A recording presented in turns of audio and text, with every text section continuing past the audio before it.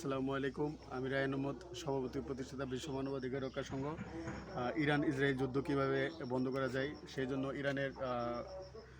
সর্বোচ্চ ধর্মের নেতা আয়াতুল্লাহ রুহুল্লাহ খুমেনি এবং ইরানের প্রেসিডেন্ট মাসুদ পেজেশকিয়ানের দৃষ্টি আকর্ষণ করছে এবং ইসরায়েলের প্রধানমন্ত্রী বেনিয়ামিন নেতানিয়াহু এবং ইসরায়েলের প্রেসিডেন্ট হারজোগের দৃষ্টি আকর্ষণ করছি এবং আমেরিকার প্রেসিডেন্ট ডোনাল্ড ট্রাম্প, ব্রিটেনের প্রধানমন্ত্রী কেয়ার স্টারমার, তুরস্কের প্রেসিডেন্ট রিসেপ তাইপ এরদোগান, চীনের প্রেসিডেন্ট শি জিনপিং, রাশিয়ার প্রেসিডেন্ট ভ্লাদিমির পুতিন এবং পাকিস্তানের প্রধানমন্ত্রী শাহবাজ শরীফ, ইন্ডিয়ার প্রধানমন্ত্রী নরেন্দ্র মোদীর দৃষ্টি আকর্ষণ করছি। ইরান ইসরায়েল যুদ্ধ হলে সারা বিশ্ব ক্ষতিগ্রস্ত হবে, অর্থনৈতিকভাবে ইকোনমিক্যালি সারা বিশ্ব ক্ষতিগ্রস্ত হবে। ইরানের যে তেল সারা বিশ্বে রপ্তানি করত তা একটি মারাত্মকভাবে হ্যাম্পার হবে, যা ইকোনমিক স্লোডাউন বা ইনফ্লেশন মুদ্রাস্ফীতি তৈরি করতে পারে। সুতরাং আমাদের বিশ্বের অর্থনৈতিক ব্যবস্থা সম্পূর্ণ টিকিয়ে রাখার জন্য ইরানের এবং ইসরায়েলের মধ্যে শান্তি আলোচনা দরকার এবং ইরান ইসরায়েল যুদ্ধ তৃতীয় বিশ্বযুদ্ধ বা থার্ড ওয়ার্ল্ড ওয়ার বাঁধানোর সম্ভাবনা আছে। গতকাল বিশ্ব নারী নির্যাতন বিরোধী যে দিবস গিয়েছিল,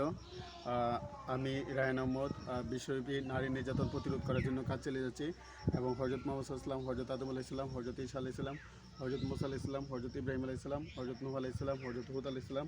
হজরত লূত আলাইহিস সালাম, হজরত সালিহ আলাইহিস সালাম, হজরত ইসমাঈল আলাইহিস সালাম, হজরত ইসহাক আলাইহিস সালাম, হজরত আইয়ুব আলাইহিস সালাম, হজরত শুআয়ব আলাইহিস সালাম, হজরত জাকারিয়া আলাইহিস সালাম, হজরত ইয়াহইয়া আলাইহিস সালাম, হজরত ইদ্রিস আলাইহিস সালাম, হজরত উযাইর আলাইহিস সালাম, হজরত হারুন আলাইহিস সালাম, হজরত দাউদ আলাইহিস সালাম, হজরত সুলাইমান আলাইহিস সালাম, হজরত ইয়াস আলাইহিস সালাম, হজরত জুলকিফল আলাইহিস সালাম, হজরত শীশ আলাইহিস সালামের পদাঙ্ক অনুসরণ করে সারা বিশ্বের সকল জীব, প্রাণী ও মানুষের মুক্তির জন্য কাজ চালিয়ে যাব।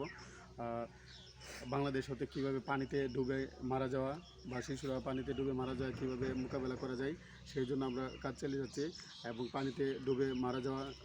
কমানোর জন্য মা বাবা এবং বড় ভাই বোন এবং আত্মীয় স্বজন সচেতন থাকতে হবে এবং টেলিভিশনে, মিডিয়াতে, পত্রিকাতে, পত্রপত্রিকাতে শিরোনাম খবর করা উচিত, যাতে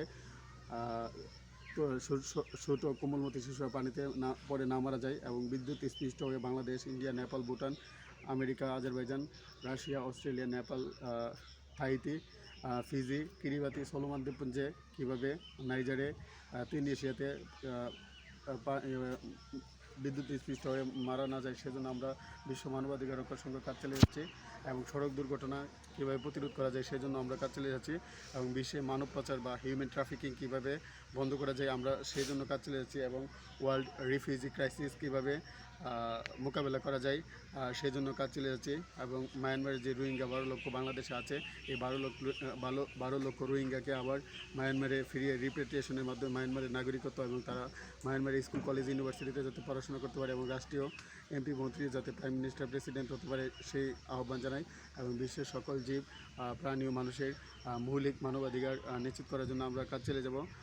Malala Yousafzai, Aung San Suu Kyi, Thomas Hobbes, John Locke, Jacques Rousseau, APJ Abdul Kalam, William Shakespeare, Isaac Newton, আলবার্ট আইনস্টাইনের মতো এবং কার্ল মার্কস, বার্ট্রান্ড রাসেলের মতো সারা বিশ্বের সকল জীব, প্রাণী ও মানুষের মুক্তির জন্য কাজ চালিয়ে যাবে ইনশাআল্লাহ।